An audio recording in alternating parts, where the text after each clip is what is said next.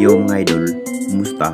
Mandreg mga sports, sabi nga pala ating usapan, Barangay Ginebra, Mikey Williams pumirma pala sa upunan ng Barangay Ginebra at Jeremy Agri. Ito pala ang balak ng Ginebra Management ngayong season. Pero bago nung nga yan, kung bago pala sa ating channel, huwag mong kalimutan mag-subscribe at i-click ang notification bell para like kang updated sa ating latest upload natin. So ito na nga ba ang magiging plano ng ating Barangay Ginebra Management? Uhugot pa rin ng bagong player ngayong season.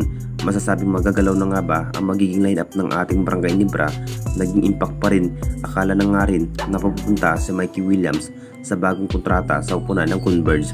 Hindi pa rin sa Converge ang kanyang gustong mapupuntahan kundi ang ating home team ng Barangay Ginebra. Magandang balita pa rin sa lahat. Kung tutuusin mga idol, masasabing kayang-kaya pa rin ng ating Jing sa bawat performance kahit hindi pa rin magagalaw ang magiging chemistry. Alam na nating lahat mga idol, marami na rin ang nasasabi mga idol, pumirma na nga ba ng bagong kontrata ang nasabing star player na si Mikey Williams sa upunan ng Barangay Ginebra.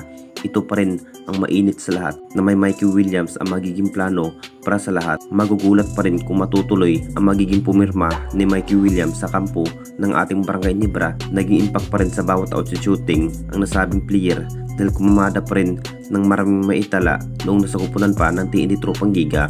Maraming kupunan nga ang nagka-interesado sa nasabing player pero ang kupunan ng Barangay Ginebra pa rin ang kanyang gustong piliin.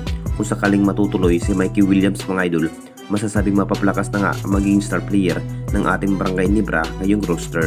At dito na naman tayo sa isa pa nating balita, Jeremy Agri. Ito pala ang balak ng Barangay Ginebra Management ngayong season.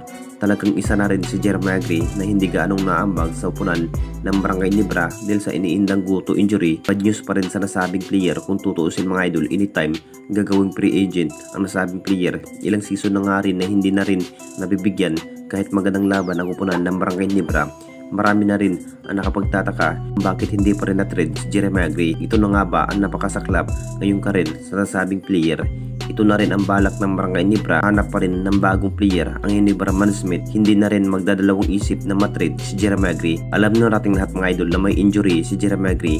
Ini-expect pa rin ang lahat na mapapaganda nga ang magiging laro ng Barangay Ginebra kapag may Jeremy Agri. Kung matutuloy ang balak ng Barangay Ginebra para sa nasabing player, talagang magiging impact pa rin. Maganda sana ang maging outset shooting ito si Jeremy Agri. Pero sa playing time nga ang kakulangan kung bakit hindi pa rin magpakitang gila sa mata ng Barangay Ginebra kung ano ang magiging desisyon ng Ginebra Management dito mga idol. Nagsasalita na rin itong si Coach Tim tungkol nga kay Jeremy Agri na bibitawan na ngayong season. Anong masasabi ninyo mga idol tungkol sa ating video?